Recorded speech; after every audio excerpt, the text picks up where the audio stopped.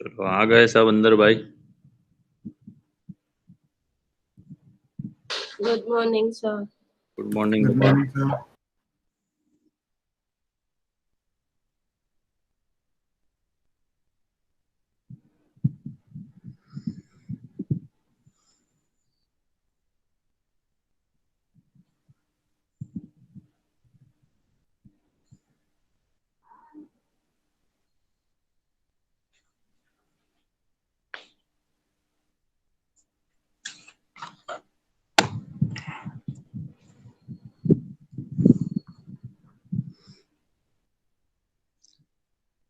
चलो chapter number 30 ना भाई।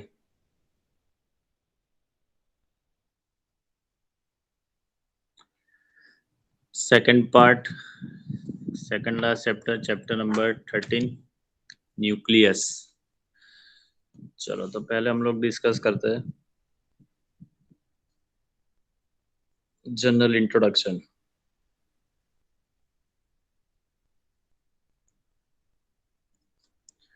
चलो आप लोग क्या जानते हो बेटा न्यूक्लियस के बारे में? न्यूक्लियस नाम तो सुना होगा।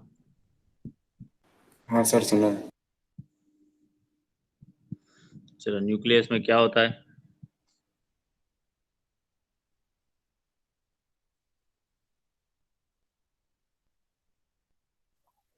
Electron, proton, neutron. प्रोटॉन और इलेक्ट्रॉन्स होते हैं इसमें। Oh no, proton neutrons. Proton और न्यूट्रॉन ही होते हैं बेटा, इलेक्ट्रॉन कहाँ होंगे? इलेक्ट्रॉन हाँ, इलेक्ट्रॉन तो उसके ऑर्बिट में होते हैं सर, उनका। गलती से फ्लो किया। चलो तो कोई भी एटम आपके पास हो तो एटम के अंदर पॉजिटिव चार्ज होगा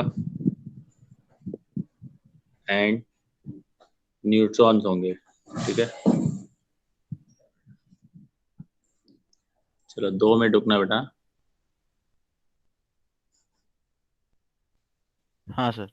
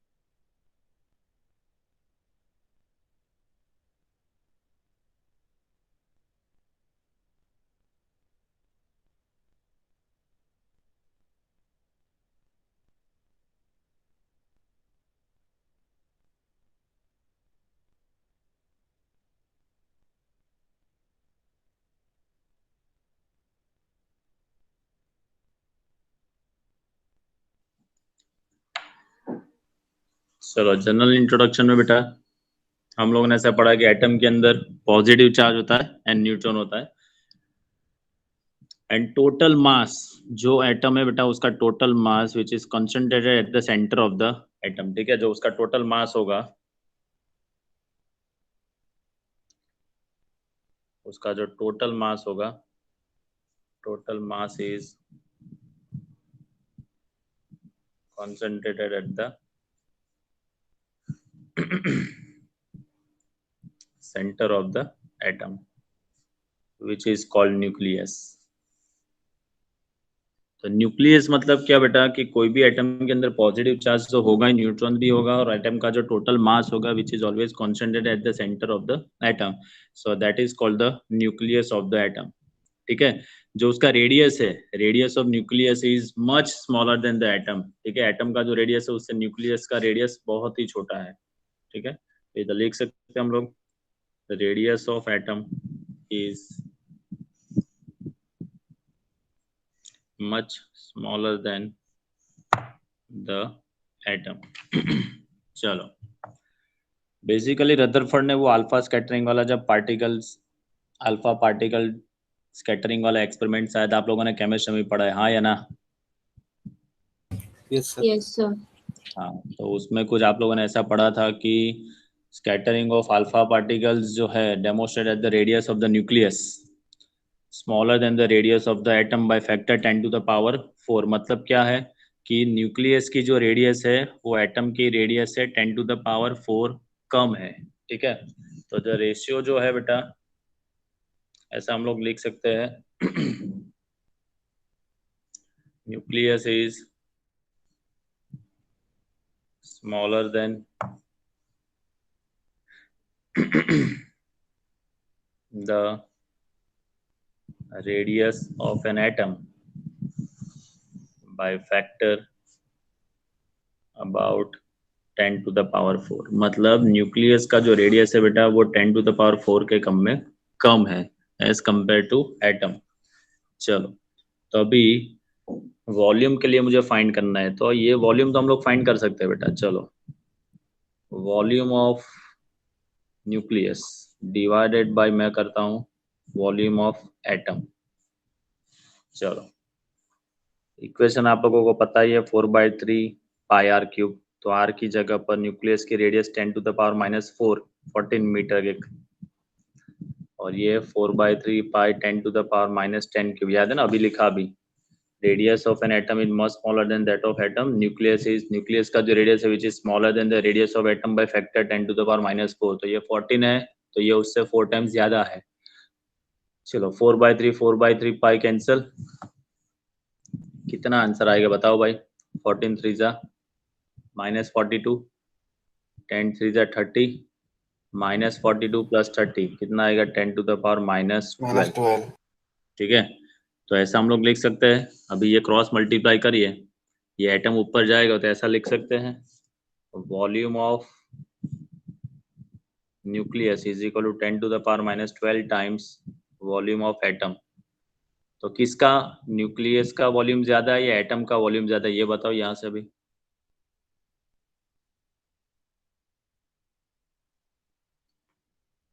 न्यूक्लियस का कम है सर, हाँ एटम का ज्यादा है। सर एटम का ज्यादा। ये नीचे जाएगा, अभी वो उसको ऊपर ले जाएंगे बेटा, तो volume of atom is equal to 10 to the power 12 times volume of nucleus लिख सकते हैं ना। Yes sir. Yes sir. जाएगा तो नीचे 10 टू द पावर -12, वो ऊपर जाएगा तो 10 टू द पावर 12 लिख सकते हैं। Yes sir. तो मतलब volume of atom is equal to 10 to the power 12 times volume of nucleus. मतलब एटम का जो वॉल्यूम है बेटा वो न्यूक्लियस के वॉल्यूम से बहुत ज्यादा है। ठीक है, दैट्स वाई जो न्यूक्लियस जो है उसमें मैक्सिमम कंटेंट ऑफ मास जो है वो न्यूक्लियस के अंदर ही स्टोर रहता है, क्योंकि उसका साइज कैसा है बेटा, न्यूक्लियस हमारा ऐसा और एटम हमारा ऐसा है। तो उसके अंदर आप देखने जाओ तो उसमें एम्प्टी स्पेस भी ज्यादा एटम में होती है। ठीक है, तो इसलिए हमारा ज्यादातर जो मास बेटा है वो कहाँ स्टोर होता है बेटा, न्यूक्लियस के अंदर ही स्टोर हो जाता है। क्योंकि न्यूक्लियस के अंदर होता क्या है, प्रोटॉन और न्यूट्रॉन, और इलेक्ट्रॉन का मास तो बहुत ही छोटा है, आपको पता ही है। ठीक है। इलेक्ट्रॉन के मास से प्रोटॉन का मास जो है वो 1836 टाइम्स ज्यादा है, और न्यूट्रॉन का मास है वो 1838 टाइम्स ज्यादा है, और प्रोटॉन और न्यूट्रॉन का मास विच इज इक्विवेलेंट सेम जैसा है। ठीक है। तो जनरल इंट्रोडक्शन में आपको जो सपोज पूछा जाए तो आपको ये चीज बतानी है कि क्या न्यूक्लियस क्या है, ठीक है, रेडियस का रेशियो क्या है, वॉल्यूम का रेशियो क्या है, और उसमें कितना मास, तो 99.9% मास जो है वो न्यूक्लियस के अंदर होता है, इतना आपको बताना है। ठीक है, चलो। नेक्स्ट शायद आप लोगों ने न्यूक्लियस का जो आपका आप मास फाइंड करना जाओ बेटा, तो उसमें आप केजी यूज नहीं कर सकते हो। उसके लिए आपने यूनिट पढ़ा है, शायद पता होगा, एटॉमिक मास यूनिट, याद है भाई? Yes, sir. AMU. AMU, yes. चलो, तो that is called unit of mass and it's definition हम लोग लेते हैं। चलो, तो बेसिकली जो न्यूक्लियस का मास है और एटम का मास है, एटम का मास जो है which is very small as compare to kilogram. ठीक है, तो kilogram is not very convenient unit to measure the mass of an atom. ठीक है, किलोग्राम यूनिट है बेटा, वो मास हम लोग मास के यूनिट के लिए हम लोग यहाँ पर यूज नहीं कर सकते, इसीलिए हम लोग यहाँ पर यूज करेंगे बेटा AMU, that is called atomic mass unit. ठीक है, AMU एटॉमिक मास यूनिट। चलो, इसकी डेफिनेशन आप लोगों ने केमिस्ट्री में भी पढ़ी है। The 12th part of the unexcited carbon atom, याद है, कुछ ऐसा पढ़ा है? Yes sir. 12th हाँ सर, पढ़ा है sir. part of the mass of atom of unexcited carbon is called AMU। चलो, मास ऑफ कार्बन जो है वो है 1.99। इस पर सारे डिजिट आपको कंपलसरी लिखने पड़ेगा। 1.992647 10⁻⁻26 kg। चलो, इसको अभी AMU में कन्वर्ट करना है, तो 1 AMU मतलब कितना होगा? 1.992647 इंटू 10⁻⁻26 डिवाइडेड बाई 12। कैलकुलेटर है भाई? तो ये चलो करो। हाँ सर, 2 मिनट।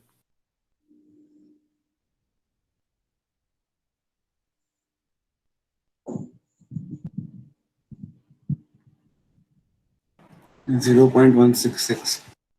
0.166 10⁻⁻26। ये साइड राइट हैंड साइड लाएंगे तो 1.66 10⁻⁻27 kg। तो 1 atomic mass unit is equal to 1.66 10⁻⁻27 kg। ठीक है, Yes, sir. तो ये जो मास है this is equivalent to mass of hydrogen atom. ये जो है this is equivalent to mass of hydrogen atom. ठीक है, आपको एक्यूरेट मास फाइंड करना है, accurate measurement of atomic mass आपको फाइंड करना है, तो आप मास स्पेक्ट्रोमीटर जो डिवाइस है उससे आप फाइंड कर सकते हो। ठीक है, जो ज़्यादातर यूज होता है रिसर्च लेबोरेटरी में यूज होता है, हम लोग यूज कर सकते नहीं है। चलो, to measure the accurate mass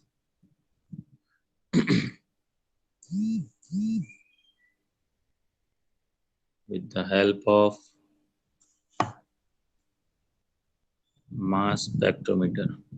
ठीक है, चलो,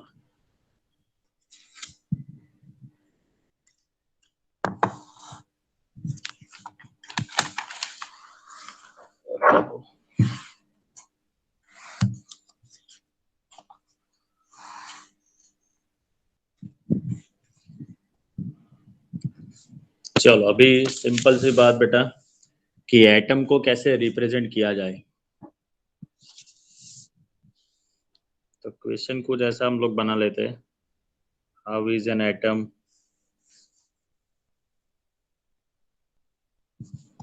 represented and why. चलो, तो हम लोगों को ऐसा पता बेटा कि पॉजिटिव चार्ज जो है, जो न्यूक्लियस के अंदर है, that is called the proton. याद है ना भाई? Yes, sir. Proton positive. Yes, sir. Electrons होंगे of an atom are outside the nucleus and revolving around the circular orbit because of Coulomb force. And आप लोगों ने ऐसा पढ़ा है कि प्रोटॉन के नंबर्स और इलेक्ट्रॉन के नंबर्स ऑलवेज एटम में कैसे होते हैं? सेम होते हैं, है ना? Yes, sir. And number of proton is equal to number of. Atomic number मतलब क्या?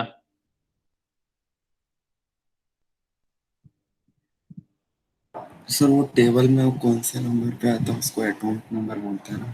तो डिफाइन कैसे करोगे? What is atomic number? Sir, number of protons in the nucleus. Number of proton और नंबर ऑफ इलेक्ट्रॉन्स. ठीक है, in atom is called the atomic. तो हम लोग लिख सकते हैं Z इज इक्वल टू, क्या बोल सकते हैं हम लोग उसको? Atomic number. Atomic number. So that is called, हम लोग बोल सकते हैं नंबर ऑफ प्रोटॉन्स और नंबर ऑफ इलेक्ट्रॉन्स. ठीक है, नंबर ऑफ प्रोटॉन या तो नंबर ऑफ इलेक्ट्रॉन्स को आप क्या बोल सकते हो बेटा? Atomic number. चलो, अभी ये बताओ, मान लेते हैं कि कोई एटम का एटॉमिक नंबर है 15 है, तो उसमें टोटल नंबर ऑफ इलेक्ट्रॉन का चार्ज क्या होगा? इलेक्ट्रॉन का चार्ज.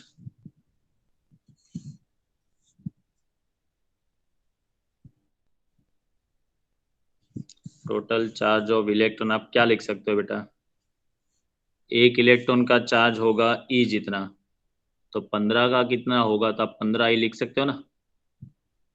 तो सब Yes, sir. एटॉमिक नंबर हमारा Z है, तो टोटल चार्ज ऑफ इलेक्ट्रॉन क्या लिख सकते हो बेटा? Z ही. आगे साइन क्या लिखे हम लोग? माइनस लिखे. ठीक है ना? Yes, sir. ओके. और टोटल चार्ज ऑफ प्रोटॉन आप क्या लिख सकते हो? प्लस Z ही लिख सकते हो. हाँ सर लिख सकते. तो यहाँ से मुझे फाइंड करना है टोटल चार्ज ऑफ एटम. क्या लिखूं? Positive charge plus negative charge, तो क्या होगा? 0. तो कोई भी Yes, sir. एटम होता है, एटम कैसा होता है? न्यूट्रल होता है. सो एटम इज, हम लोग क्या लिख सकते हैं? न्यूट्रल, क्योंकि उसके अंदर टोटल चार्ज क्या हो जाएगा बेटा? 0 होगा. ठीक है. तो इनिशियल स्टेज पे जब तक कोई प्रोसेस नहीं होती है, तब तक एटम जो होगा वो कैसा होगा? न्यूट्रल होगा, क्योंकि उसके अंदर जितने नंबर्स ऑफ इलेक्ट्रॉन्स होते हैं उतने नंबर ऑफ प्रोटॉन्स होते हैं. मतलब total negative charge and total positive charge same होते हैं. तो टोटल चार्ज ऑफ एटम आप फाइंड करो तो वो क्या हो जाएगा? 0. That's why we can say that the atom is always neutral. ठीक है. ठीक है भाई. Yes, sir. Yes, sir. Yes, sir. Okay, चलो, अभी जो हमें कंप्लीट करना है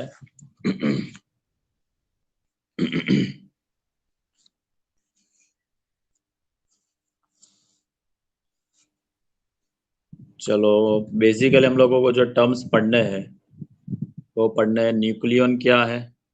पहले तो हम लोग पढ़ेंगे nucleon.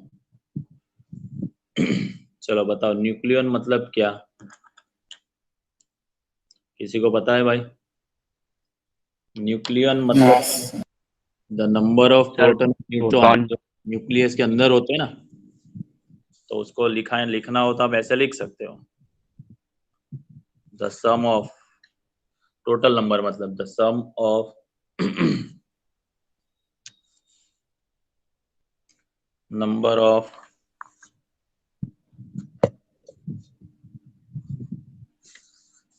protons and neutrons present in the nucleus is called nucleon. मतलब न्यूक्लियस के अंदर प्रोटॉन और न्यूट्रॉन का टोटल आप करोगे तो जो नंबर मिलता है that number is called the nucleon. चलो, मतलब प्रोटॉन और न्यूट्रॉन का न्यूक्लियन बोल सकते हो. सिंपल सी बात, ऐसा याद रखना है आपको. Now atomic number Z. चलो, इसको कैसे डिफाइन करोगे बताओ. Number of protons in a nucleus of an atom. In the nucleus. The number of protons or the number of electrons is called atomic number Z. आप बोल सकते हो भाई. चलो, Yes, sir. then after mass number, that is called A.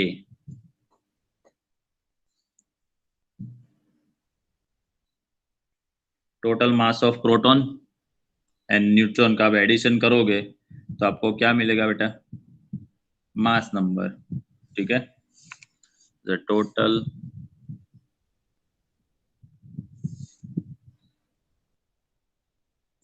mass of proton and neutron in the nucleus is called atomic mass number. मतलब mass number. तो शायद आप लोगों ने केमिस्ट्री में बेटा ऐसा कुछ पढ़ा होगा. A is equal to number of proton plus neutron. मतलब हम लोग यहाँ पर लिखेंगे इसको number of proton that is called atomic number and number of neutron is denoted by n. तो हमारा हो गया mass number is equal to Z plus n. Clear. चलो, अभी यहां से मुझे न्यूट्रॉन नंबर फाइंड करना है. Neutron number. तो न्यूट्रॉन नंबर देखो यहां से ही आपको पता चल जाएगा कि टोटल एटॉमिक मास नंबर में से एटॉमिक नंबर मतलब A में से मैं Z को सब्ट्रैक्ट करूं तो मुझे क्या मिलेगा. नंबर ऑफ न्यूट्रॉन मिल जाएगा भाई. Yes sir. ठीक Yes, है. sir. यहाँ से मैं ऐसा लिख सकता हूं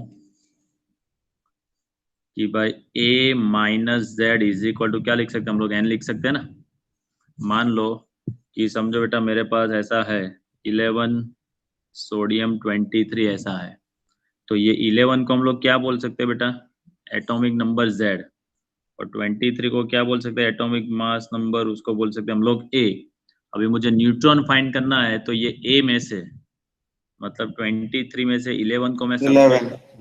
12. That is called the number of neutrons. ठीक है. Okay sir. चलो, तो न्यूट्रॉन नंबर कैसे फाइंड करोगे बेटा. A में से Z को आप सब्ट्रैक्ट करोगे तो आपको मिल सकता है न्यूट्रॉन नंबर्स. ठीक है. चलो, देन आफ्टर कोई भी आपके पास न्यूक्लियस है मतलब कोई भी एटम है तो एटम को कैसे आप रिप्रेजेंट करोगे. तो याद करो आप लोगों ने ऐसा शायद केमिस्ट्री में भी लिखा होगा. ZXA. Z is called the atomic number. X मतलब कोई भी एलिमेंट हो सकता है और A मतलब उसका एटॉमिक मास. जैसे मैंने यहाँ पर लिखा 11 सोडियम 23 तो ये हो जाएगा Z. ये हो गए element and 23 is the atomic मास. ठीक है. चलो, मैं आपको यहाँ पर एक एग्जांपल लेता हूँ. 79 AU 197. चलो, इसमें एटॉमिक मास कितना है. 197. 197. Atomic number. 197, sir. Atomic number 79. 79. 29. Number of proton 118. 79. बेटा नंबर ऑफ प्रोटॉन पूछा तो 79. हाँ 17. हाँ सर सेम हाँ, आएगा. sir. नंबर ऑफ न्यूट्रॉन पूछूं तो 118. 118. इसमें से 197 में से 79 को सब्ट्रैक्ट करोगे Yes, sir. 197 minus 97 118, this is called number of neutrons. ठीक है भाई? Yes, sir. ओके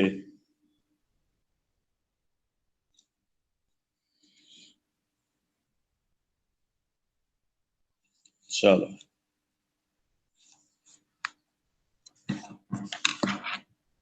आप लोगों ने कुछ आइसोटॉप्स के बारे में पढ़ा है बेटा? हाँ सर। Yes, sir. हाँ सर। क्या बात है, पक्का? हाँ सर। डिस्कस करेंगे।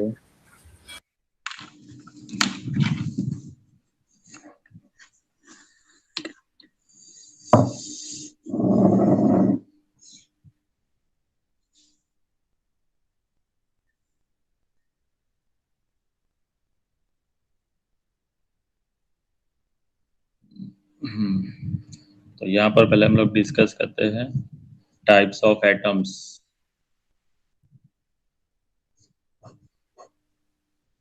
चलो आइसोटॉप्स पहले तो यहाँ पर पढ़ना है। तो what is the meaning of isotopes, मतलब क्या? आइसोटॉप्स मतलब क्या? मैं आपको पूछूं कि मुझे आइसोटॉप के बारे में बताओ तो आप सबसे पहला मुझे क्या बताओगे? Isotopes are the atoms that have same number of Z, है ना? एटॉमिक नंबर उसका क्या होगा? सेम होगा। एटॉमिक नंबर सेम होगा, same number of Z, but हाँ सर, but different number. Different number of A। हाँ। A क्यों चेंज होगा बेटा उसमें? क्योंकि उसमें नंबर ऑफ न्यूट्रॉन्स क्या होगा? अलग अलग होंगे। ठीक है, Yes, नंबर sir. क्या होंगे बेटा उसमें? अलग अलग होंगे। अलग तो अलग। जैसे मैं लिखता हूँ 6C12, 6C13, 6C14, these are the isotopes। तो देखो एटॉमिक नंबर तो सबके सेम ही है। इसमें कितने न्यूट्रॉन्स होंगे? 12 में से 6 सब्ट्रैक्ट कर तो 6 न्यूट्रॉन्स इसमें होंगे। 13 में से 6 सब्ट्रैक्ट करो तो 7 न्यूट्रॉन इसमें होंगे। 14 में से 6 सब्ट्रैक्ट 8. करो तो 8 न्यूट्रॉन इसमें होंगे। तो दीज आर मतलब क्या, नंबर ऑफ न्यूट्रॉन जो होंगे बेटा वो अलग अलग होंगे, नंबर ऑफ प्रोटॉन तो सेम ही होंगे। इसलिए एटॉमिक नंबर तो सेम ही होगा, लेकिन एटॉमिक मास क्या होगा? अलग अलग हो सकते हैं। ठीक है, क्लियर भाई? क्लियर। चलो हाँ सर, clear. सबसे इंपॉर्टेंट पॉइंट जिसके सम्स यहाँ पर आते हैं एग्जाम में, the relative abundance of different isotopes.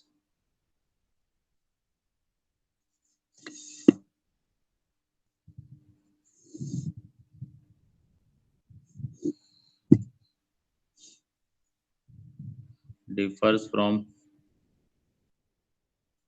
Element to element.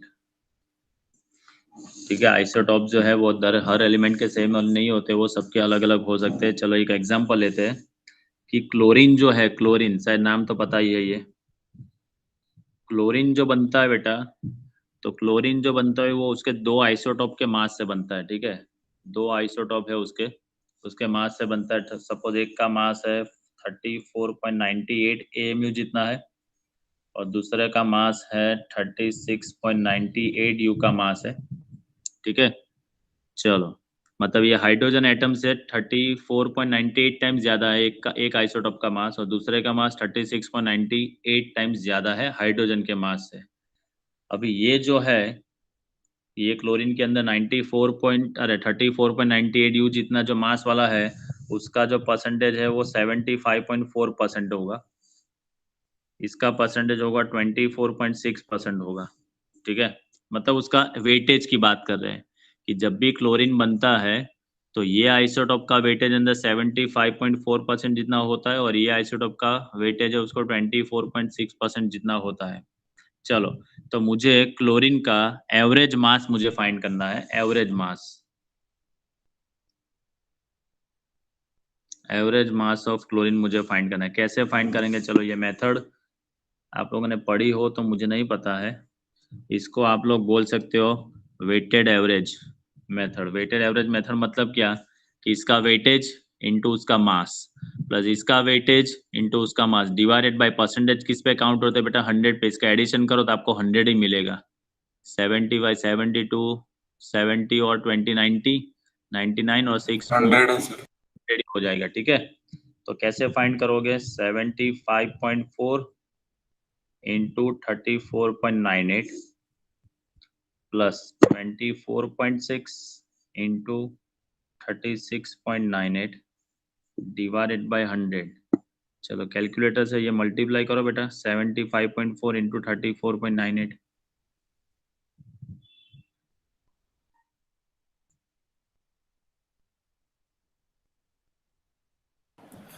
2637.492 2637.49 पूरा लिखा ना, पूरा लिखा ना। 2 चलो प्लस ये दोनों का मल्टीप्लिकेशन करो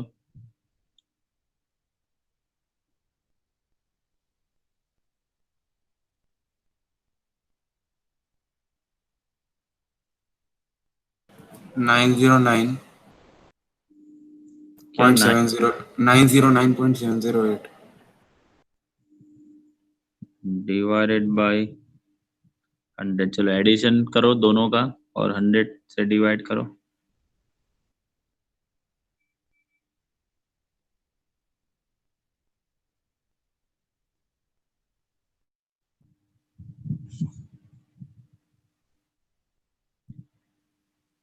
$35 35.47। तो शायद आप लोगों को क्लोरीन का मास पता होगा 35 लेते हैं हम लोग। हाँ सर 35 लेते हैं। ठीक है, तो कोई भी एलिमेंट होगा बेटा उसका जो मैन्युफैक्चरिंग होता है मतलब जो बनता है उसमें उसका आइसोटॉप्स के कुछ ना कुछ वेटेज तो होते ही है। तो आइसोटॉप के वेटेज के ऊपर से हम लोग उसका मास इस तरह से फाइंड कर सकते हैं। ठीक है, ये आपको याद रखना है। इसके सम्स है हम लोग करेंगे, लेकिन ये मेथड आपको याद रखनी है अभी तो फिलहाल। चलो नेक्स्ट हम लोग आगे बढ़ते हैं। चलो ये बताओ बेटा कि न्यूक्लियस ऑफ हाइड्रोजन जो होगा, न्यूक्लियस ऑफ हाइड्रोजन उसका मास कितना है पता है भाई? पहले तो ये बताओ हाइड्रोजन के न्यूक्लियस में क्या होता है।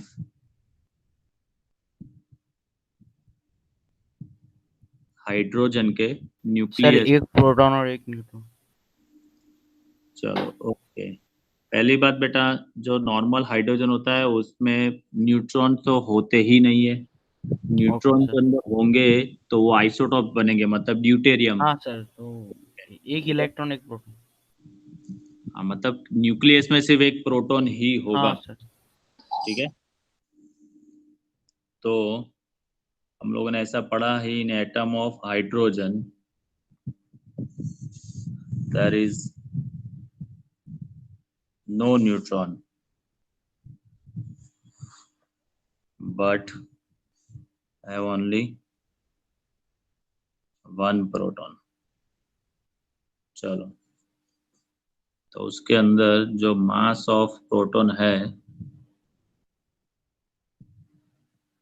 1.0078 U, that is the mass of proton. उसको हम लोगों को केजी में कन्वर्ट करना है।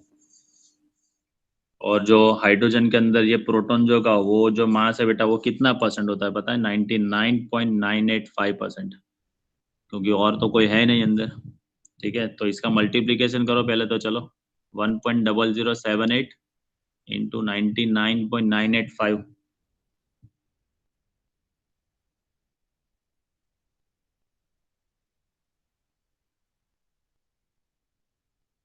99.75 कितना?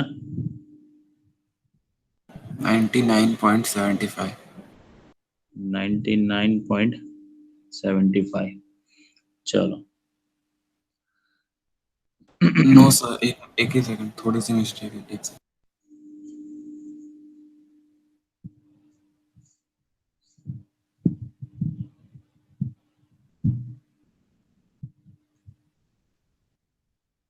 सर 100 है। क्या आया? 100.76 हाँ। 100.76। अभी परसेंटेज है बेटा, तो उसको 100 से डिवाइड करो, मतलब 1.0076 यू ऐसा हो सकता है। हाँ सर यही आया ना? हाँ सर 100 डिवाइड करेंगे यही आएगा। चलो, तो मतलब क्या बेटा कि मास ऑफ प्रोटॉन जो है, अभी मानो कि उसको मुझे केजी में कन्वर्ट करना है, तो केजी में कन्वर्ट आप कैसे करोगे ये बताओ, केजी में कन्वर्ट कैसे करोगे?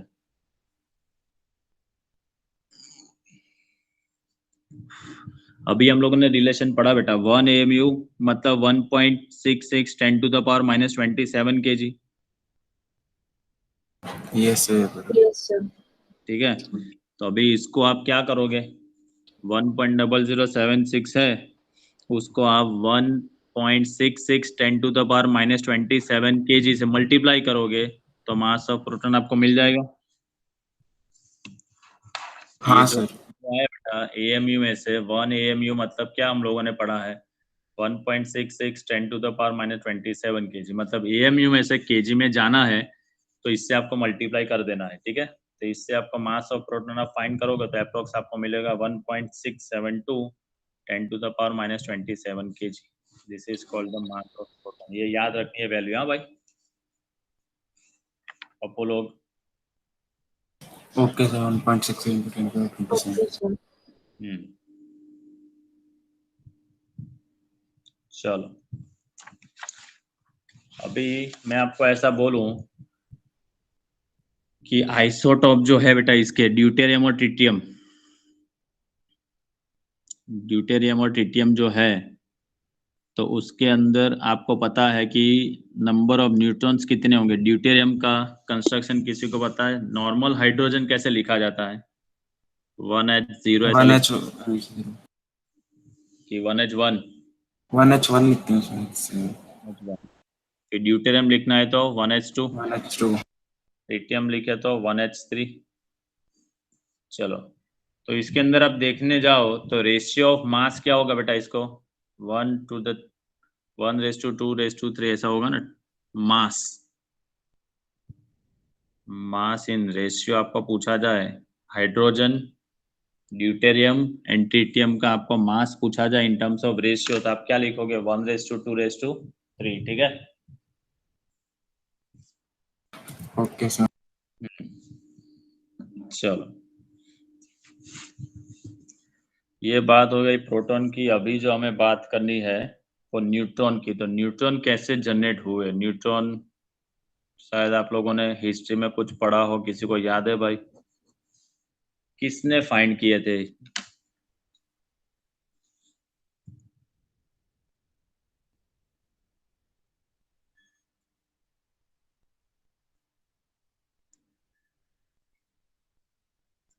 तो शायद आप लोगों ने नाम सुना होगा जेम्स चैडविक। हाँ सर जेम्स के 1932 में चैडविक हाँ ने सर। जो है वो एक्सपेरिमेंट करते करते, उसने एक्सपेरिमेंट जो किया था वो बेरिलियम न्यूक्लियाई लिया था, और बेरिलियम न्यूक्लियाई पे उसने अल्फा पार्टिकल बॉम्बार्डिंग किए थे, तो उसको जो नए रेज मिले थे, जो रेज है वो रेज के ऊपर कोई इफेक्ट, इलेक्ट्रोमैग्नेटिक वेव्स की कोई इफेक्ट होती नहीं थी। हाँ सर नहीं। इफेक्ट होती तो शायद वो पॉजिटिव भी हो सकते या तो नेगेटिव भी हो सकते, लेकिन उसकी कुछ इफेक्ट हुई नहीं। So that rays are called the neutron. उसको क्या बोलते हैं? गैमा पार्टिकल्स उसको बोले। फिर उसको मतलब क्या बोल सकते हैं हम लोग? न्यूट्रॉन बोल सकते हैं। तो बेसिकली चैडविक ने ऐसा ऑब्जर्व किया था कि इमिशन ऑफ न्यूट्रल रेडिएशन जब होता है बेरिलियम के ऊपर, तो उसके ऊपर अल्फा पार्टिकल हम लोग जब भी इम्पार्ट करेंगे, मतलब बॉम्बार्डिंग करें दें, तो न्यूट्रल रेडिएशन मिलता था। न्यूट्रल रेडिएशन मतलब क्या कि उसके ऊपर कोई भी वेव्स की, दूसरे वेव्स की इफेक्ट होगी नहीं, नहीं इलेक्ट्रिक फील्ड की होगी, नहीं मैग्नेटिक फील्ड की होगी, ठीक है। तो जो न्यूट्रल रेडिएशन जो होता है बेटा एट दैट टाइम, उसको आप बोलोगे that is called the neutrons, उसको आप बोल सकते हो, ठीक है। तो चैडविक ने ऐसा बताया था कि ये जो रेडिएशन जो मिलता है, पहले तो वो एनर्जी कंजर्वेशन लॉ को भी फॉलो करेगा, और एन मोमेंटम कंजर्वेशन को लॉ को भी यूज करेगा, क्योंकि याद करो हम लोगों ने ऐसा पढ़ा है कि ये जो दोनों लॉ है, these are the universal law. मतलब कोई भी जगह पर एनर्जी कंजर्वेशन और मोमेंटम कंजर्वेशन लॉ जो है वो फॉलो होता ही है, ठीक है। और उसके ऊपर से उसने उसका मास फाइंड किया, तो मास ऑफ न्यूट्रॉन जो है ये बी वैल्यू ज़्यादातर दे ही देते हैं, लेकिन एंट्रेंस कॉर्नर के लिए आपको ये याद रखना पड़ेगा 1.00866 U। तो उसको आप केजी में कन्वर्ट करने जाओगे तो 1.674 10⁻⁻27 kg। तो आप देख सकते हो बेटा, देखो मास of proton 1.672, mass of neutron 1.674, तो मास of proton and mass of neutron equivalent कैसे बेटा, सेम जैसे ही है। और इसके लिए उसको 1935 में अवार्ड भी दे दिया गया था चैडविक को, कि चैडविक साहब आपने जो काम किया वो एकदम सही है, आपको उसके लिए अवार्ड दिया जाता है। और उसको न्यूट्रॉन के फादर बोले जाते हैं भाई, चैडविक को। बाद में फर्मी आए और फर्मी ने ऐसा बोला कि सबसे अच्छा जो हमारा प्रोजेक्टाइल पार्टिकल है वो न्यूट्रॉन ही है। Why neutron is a very very very best अपना प्रोजेक्टाइल पार्टिकल, क्योंकि जब भी हम लोग कोई भी पार्टिकल का बॉम्बार्डिंग करते हैं तो न्यूट्रॉन सबसे बेस्ट क्यों है, क्योंकि न्यूट्रॉन के ऊपर कोई चार्ज है नहीं। मान लेते हैं, सपोज एग्जांपल में लेता हूं कि मान लेते हैं कि प्रोटॉन का हम लोग बॉम्बार्डिंग करने जा रहे हैं न्यूक्लियस के ऊपर, तो जैसे हम लोग बॉम्बार्डिंग प्रोटॉन जो है वो धीरे धीरे न्यूक्लियस के नज़दीक जाएगा, तो हमें पता है कि ऑलरेडी न्यूक्लियस के अंदर पॉजिटिव चार्ज प्रोटॉन तो है ही, और ज़्यादा हम लोग जैसे जैसे बॉम्बार्डिंग प्रोटॉन उसके नज़दीक जाता जाएगा तो हमें पता ही है कि उसके ऊपर कोलम्बियन रिपल्सिव फोर्स लगने वाला है, तो इतने अच्छे से बॉम्बार्डिंग होगा नहीं। तो बेटर है न्यूट्रॉन लेंगे तो वो इजीली पेनिट्रेट हो सकता है। क्यों? क्योंकि न्यूट्रॉन के ऊपर तो कोई चार्ज है नहीं, तो उसको तो कोलम्बियन रिपल्सिव फोर्स का कुछ सामना करने वाला ही नहीं है, इसीलिए वो अच्छे से पेनिट्रेट हो सकता है। दैट्स वाई फर्मी ने ऐसा बताया कि भाई चैडविक अंकल जो आपने न्यूट्रॉन फाइंड किया वो बहुत अच्छे है, और वो सबसे अच्छा प्रोजेक्टाइल पार्टिकल आप बोल सकते हो, क्योंकि वो कोई भी न्यूक्लियस के अंदर अच्छे से पेनिट्रेट आप कर सकते हो, ठीक है। That's why neutrons are the very best projectile particles, ठीक है। Clear bye?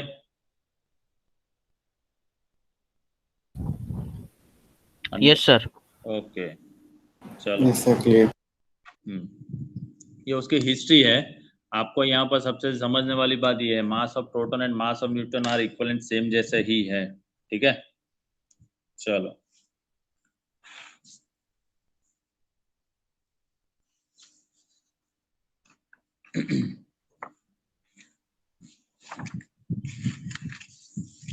चलो इसके बाद जो हमें टॉपिक कवर करना है दैट इज कॉल्ड आइसोटॉप्स। चलो पहले तो ये बताओ आइसोटॉप्स मतलब क्या, जो अभी हम लोगों ने पढ़ा ही है। आइसोटॉप्स, आइसोटोन, आइसोबार, ये सब आप हम लोगों को पढ़ना है, तो पहले आइसोटॉप्स एक बार रिवाइज करवा दो। चलो इसमें क्या होता है?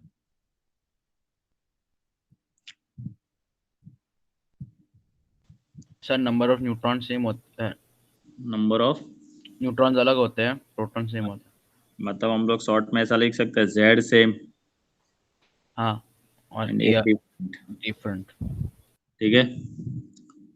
चलो हाँ एग्जांपल सर। में जाए, एग्जांपल तो लिख सकते हैं 1H1 1H2 1H3, these are the isotopes of hydrogen, ठीक है ना। Yes sir. चलो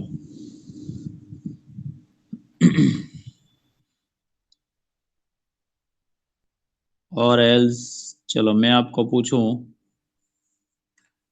कार्बन यूरेनियम के भी आइसोटॉप शायद आप लोगों को पता होने चाहिए। यूरेनियम के आइसोटॉप्स आप लोगों ने पढ़ा है? 92 uranium 233, 92 uranium 235, 92 uranium 238 radio active element. Carbon के भी है 6C12, हाँ सर, कार्बन के पढ़े। 6C14, these are the isotopes of carbon. चलो आइसोबार, आइसोटोन, आइसोमर के बारे में आपको पढ़ा है भाई? नाम सुना है? हाँ सर। हाँ सर, पढ़ा लास्ट। हाँ सर। चलो तो मुझे बताओ आइसोबार में क्या आता है?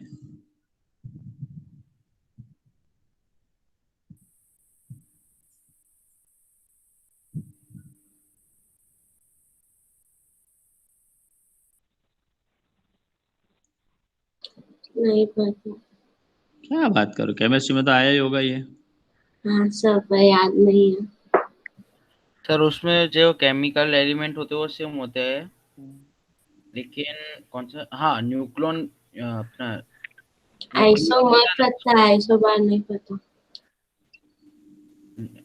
सर न्यूक्लियन के नंबर सेम होता है किसमें? आइसोबार में? आइसोबार में। चलो मैं आपको एक होमवर्क दे रहा हूँ अभी। Okay sir. आइसोटॉप्स, हम्म। आइसोबार, हाँ sir. Isotone hmm. And isomer का डिफरेंस हाँ सर। आप आज ग्रुप पे भेजोगे। कि ओके सर। ठीक है? और कितने बजे आपका कोई ब्रेक होता है बीच में? 10:30 से 11 ऐसा कोई ब्रेक होता है कि कांस्टेंट हाँ लेक्चर सर, ही है? होता है। यस हाँ सर। सर, होता है ना सर। तो 10:30 से 11 में आप है ना मोहम्मद सर का लेक्चर कंप्लीट कर। मोहम्मद सर को मत पूछ लेना, आप खुद आपकी कुछ नोट्स में लिखा हो तो नोट्स रिफर करके आप मुझे बताना।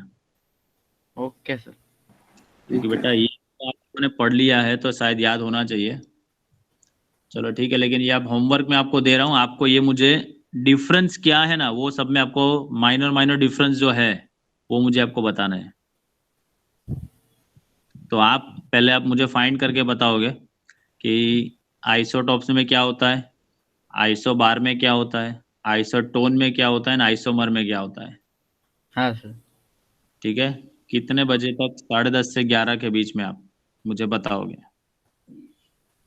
ठीक है? हाँ सर सर। 2 बजे तक नहीं चलेगा क्या, या फिर क्या? 7 बजे से 11? हाँ सर। 2 बजे तक नहीं चलेगा सर, तब नाश्ता। तो फिर आप गूगल कर लोगे ना, वो आप थोड़ा नोट्स को रिफर करके अच्छे से कंप्लीट करो तो अच्छा है ना। हाँ सर, तो सर अभी नोट्स नोट्स ढूंढने में ढूंढने टाइम पड़ेंगे लगेगा सर। ना, वो हाँ 11th के सर, नोट्स। 11 के और नोट तो मतलब कबाट में अंदर पड़े होंगे कहीं पे भी सर। સર જૂની નોટ્સ ફોટો પડે મોકલવાનો. ફોટો ને એ કાગળમાં લખવાનું કે ભાઈ આઇસોટોન ની અંદર આવું હોય, આઇસોમરમાં આ હોય એમ। સાહેબ 2 વાગ્યા સુધી મોકલજે સર। सब में जेड और ए का ही कुछ ना कुछ लफड़ा है, वो आपको मुझे बताना है। आप मुझे बताओगे सर इसमें ये लफड़ा है, इसमें ये लफड़ा है। ठीक है? हाँ सर। चलो ठीक है, तो ओके, 2 बजे तक आप बता देना। हाँ सर, 2 बजे तक हो जाएगा। हाँ सर, तब हो जाए। लास्ट लेक्चर थोड़ा जल्दी खत्म होगा। हाँ। ठीक है चलो।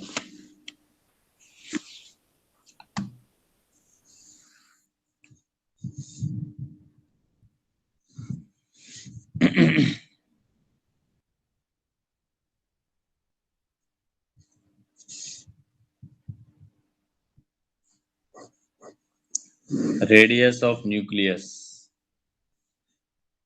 तो रुथरफोर्ड ने ऐसा बोला था। हिस्ट्री में दो साइंटिस्ट है, Geiger and Marsden. Geiger and Marsden ने स्कैटरिंग ऑफ अल्फा पार्टिकल किया था गोल्ड फॉइल के ऊपर। ये आप हाँ लोग के आगे वाला चैप्टर है एटम्स में आप पढ़ोगे, दूसरी थियरी है। तो बेसिकली रुथरफोर्ड ने सजेशन जैसा दिया था कि गाइगर मार्सडन ने जो अल्फा पार्टिकल स्कैटरिंग का जो एक्सपेरिमेंट किया था गोल्ड फॉइल के ऊपर, तो एक्सपेरिमेंट के ऊपर से एक्चुअल साइज ऑफ जो न्यूक्लियस मिली थी गोल्ड की, which is less than 4 × 10⁻⁻14 metre. ठीक है? जो गाइगर मार्सडन एक्सपेरिमेंट था,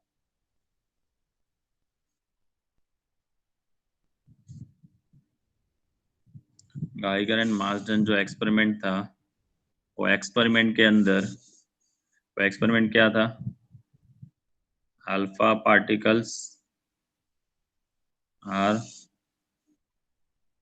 स्कैटर्ड ऑन गोल्ड फॉइल। तो उसके ऊपर से कंक्लूजन ऐसा मिला, the actual size of the nucleus of gold has to be less than 4 × 10⁻⁻14 metre. ठीक है? Then after by performing the scattering experiment और आगे बढ़ते गए, in which a fast electron instead of alpha particle, मतलब alpha particle की जगह पर एक फास्ट इलेक्ट्रॉन को प्रोजेक्टाइल किया गया, तो और अच्छे से उन लोगों को एक्यूरेसी और बढ़ी, और उसके ऊपर से उन लोगों ने एक इक्वेशन बना लिया, इक्वेशन ऑफ रेडियस ये बनाया, r is equal to r0 a raise to 1/3, r is equal to r0 a raised to 1/3, where r0 is called the 1.2 Fermi, which is constant. 1.2 Fermi मतलब 1.2 into 10 to the power minus 15 meter. This is the constant. And a मतलब क्या? A is called the mass number. A is called the mass number. ठीक है, तो ये relation बना दिया कि जो भी रेडियस ऑफ न्यूक्लियस होगा which is directly proportional to the cube root of atomic mass number, ऐसा लिख सकते हैं ना, r is proportional to a raise to क्या लिख सकते हो बेटा, 1/3 बोल सकते हो। इसके ऊपर से सपोज मुझे वॉल्यूम फाइंड करना है, तो वॉल्यूम कैसे फाइंड करेंगे, volume is equal to 4/3 pi are cube equation है, तो 4/3 इंटू पाई और r की जगह पर r0 a रेज टू 1/3 का क्यूब लिख सकते हैं ऐसा भाई।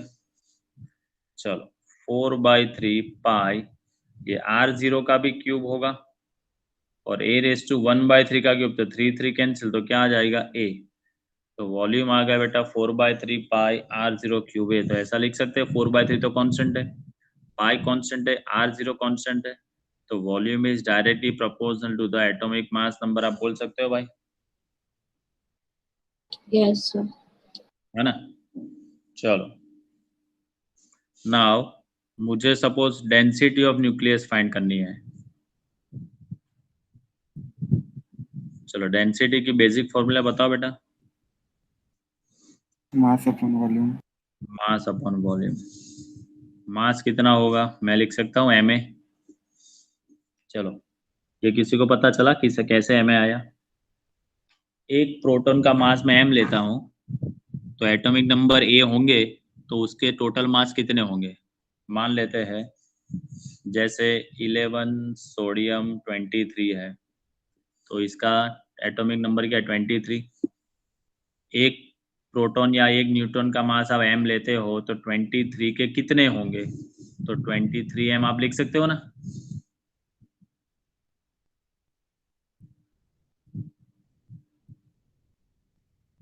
एक का मास m होगा तो 23 का कितना होगा, तो 23 हम लिख सकते हो ना भाई। हाँ सर। हाँ, तो वैसे एक का मास m होगा तो एटॉमिक नंबर a का कितना होगा, तो आप ma लिख सकते हो ना भाई, इसलिए total mass m is equal to मैंने लिखा ma, और वॉल्यूम जो आया, वॉल्यूम क्या आया 4/3 पाई r0 क्यूब है ये। चलो a तो कैंसिल हो गया, ये 3 ऊपर जा जाएगा, तो इक्वेशन बनेगा आपका 3m/4 पाई r0 क्यूब।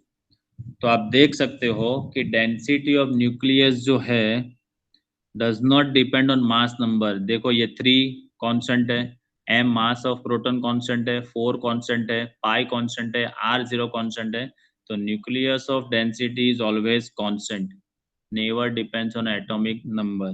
ठीक है, मास नंबर a के ऊपर वो डिपेंड नहीं है। चलो कितना है उसकी डेंसिटी मुझे फाइंड करनी है, तो यही इक्वेशन 3m/4 पाई r0 क्यूब है, तो हम लोग फाइंड करते हैं 3 इंटू ये मास ऑफ प्रोटॉन आपको लिखना है, तो 1.66 10 टू द पावर -27 हाइड्रोजन का मास कंसीडर कर सकते हो, 4 ये 3.14 इंटू r0 मतलब क्या 1.2 fermi, 1.2 into 10 to the power -15 का क्यूब। चलो कैलकुलेटर निकालो बेटा और सिंप्लीफाई करो, 3 into 1.66 divided by 4 divided by 3.14 divided by 1.2 divided by 1.2 divided by 1.2 कितना आता है 0.229 229, फिर आगे बोलो 45 चलो 10 टू द पावर कितना होगा, ये -15 3 जा 45, -45 ऊपर आ जाएगा, तो -27 + 45 कितना होगा 18। तो इसको आप ऐसे लिख सकते हो 2.29 10⁻17 kg पर मीटर क्यूब, मतलब 2.3 10⁻17 kg पर मीटर क्यूब। तो आप देख सकते हो बेटा कि डेंसिटी ऑफ न्यूक्लियस जो है, डेंसिटी ऑफ न्यूक्लियस वो डेंसिटी ऑफ वाटर से भी बहुत ज्यादा है। याद करो डेंसिटी ऑफ वाटर कितनी है, डेंसिटी ऑफ वाटर कितनी है? सर 1। नहीं सर 5.5 55.55 सर। नहीं, डेंसिटी ऑफ वाटर इज 1 ग्राम पर सेंटीमीटर क्यूब और 1000 kg पर मीटर क्यूब। Yes sir. तो आप देख सकते हो तो कि ये जो डेंसिटी ऑफ न्यूक्लियस है वो वाटर की डेंसिटी से भी बहुत ज्यादा है। वाटर की डेंसिटी क्या है बेटा? 1000 kg पर मीटर क्यूब, और ये आती है 2.3 इंटू 10⁻17 kg पर मीटर क्यूब। तो आप बोल सकते हो कि डेंसिटी ऑफ न्यूक्लियस जो है वो वाटर की डेंसिटी से कितने टाइम्स ज्यादा है? चलो ये बताओ। Density of nucleus and density of water का रेशियो निकालो। चलो, density of nucleus and density of water का रेशियो निकालो। कितना आता है वो बताओ।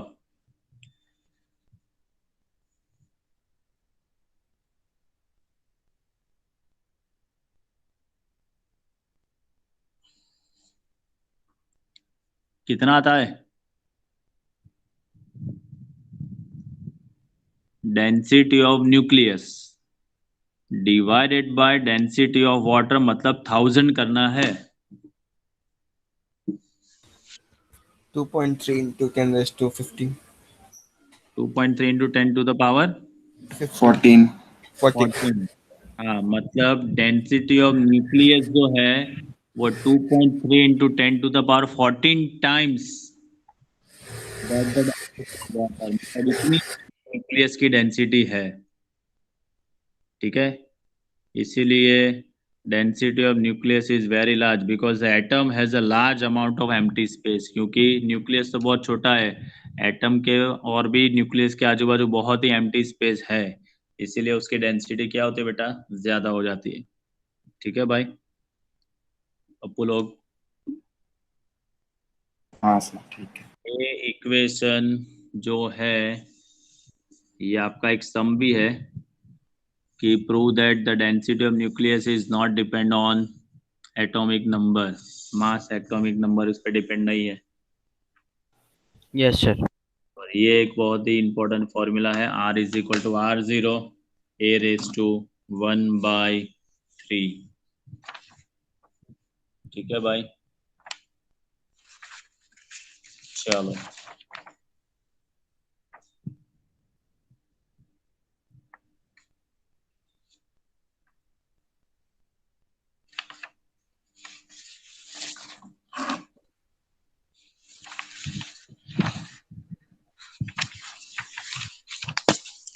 अभी शायद आप लोगों ने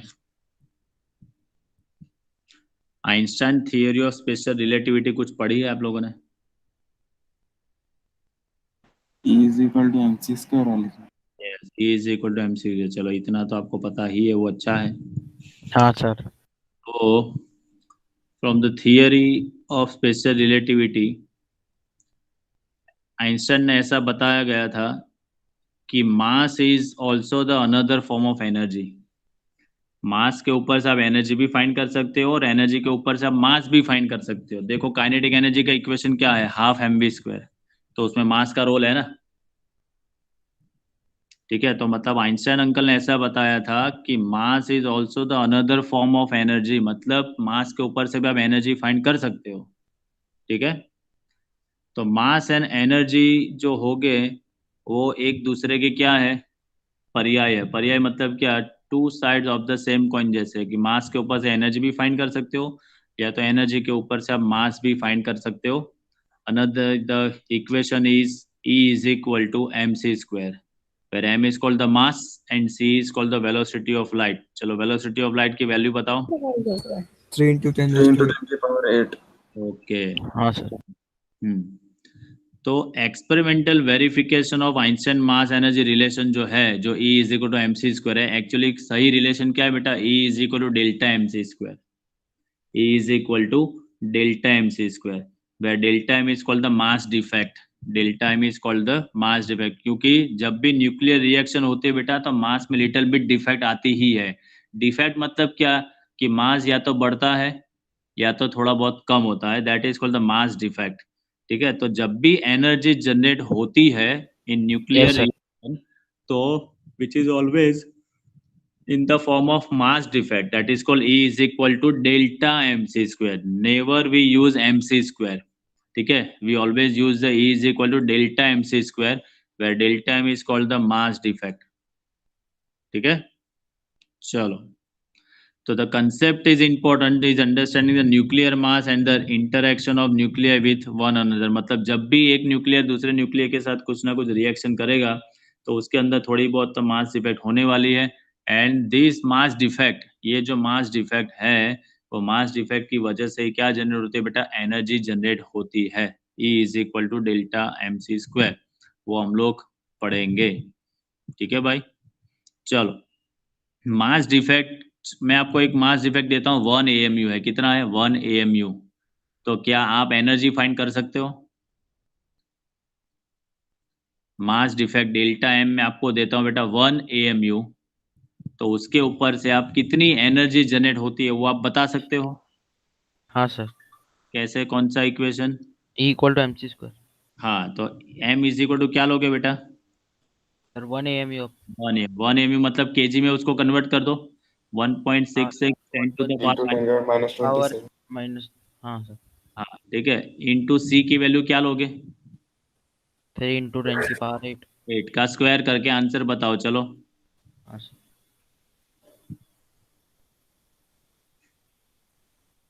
Eight का square 64.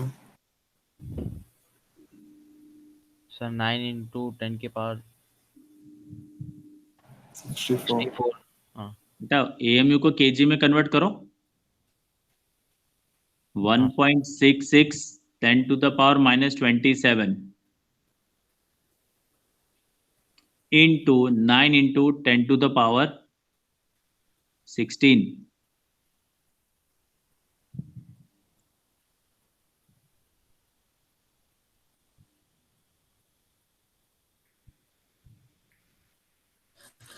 $14.94 into 10 raised to minus 11.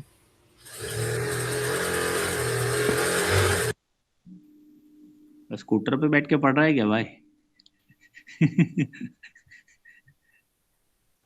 नहीं सर, वो थोड़ा बैकग्राउंड साउंड. क्या आंसर आया भाई सबका? ये आया? क्या आया पंकज? 14.94. 14.94 ऐसा कुछ आ रहा है सबका भाई? 14.94. Yes sir. हाँ सर. अभी उसको इलेक्ट्रॉन वोल्ट में कन्वर्ट करना हो तो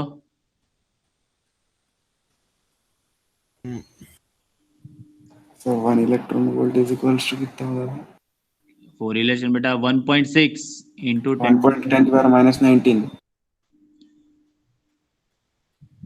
जो भी आपका वैल्यू आई वो जूल में, उसको आप 1.6 10 टू द पावर -19 से आप डिवाइड कर दो.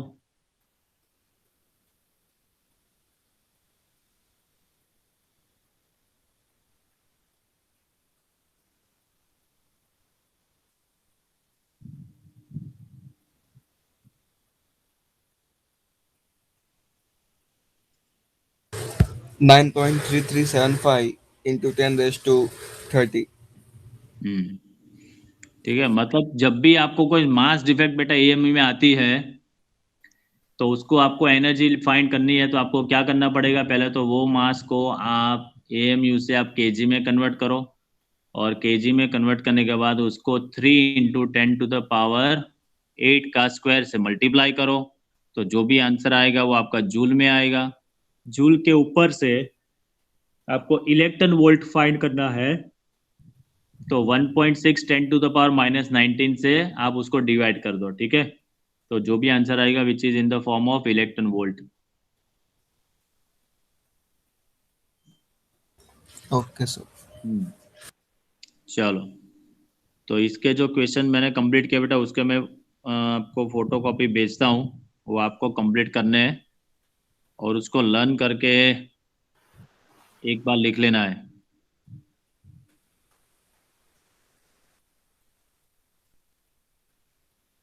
आज जो करवाए वो सब सर।